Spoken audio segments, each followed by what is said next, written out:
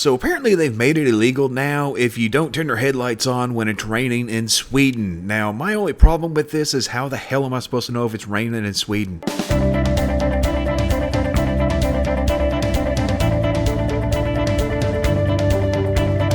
Hey folks, welcome to This Week in History, and right up front we want to go ahead and thank our patrons, Steve Stevens, Clayton Jaimez, Ebony Coleman, and the Hayes family. We appreciate your support. We appreciate the support from all of you with liking, sharing, subscribing, and all that good stuff. And of course, if you want to do more, you can check out our Patreon, the link's down in the description. And hey, just for giggles, you might want to check out our Teespring store for some fabulous merchandise. Anyway, let's get on with it. On August 15th at 717, the nearly year-long and ultimately unsuccessful Second Arab Siege of Constantinople began as part of the Arab-Byzantine Wars. And I gotta say, the Byzantines really did a number on the Arab navy with their use of Greek fire. In 1096 marked the official starting date of the First Crusade as set by Pope Urban II. Considering he called for it, it would make sense that he would set the start off. On August 16th of 1570, the Principality of Transylvania was established after a dispute over the Hungarian throne led to the kingdom being split into 3 principalities. By the way, Transylvania means across or beyond the forest. In 1819, 17 people were killed and over 600 injured in cavalry charges at a public meeting at St. Peter's Field in Manchester, England at the Peterloo Massacre.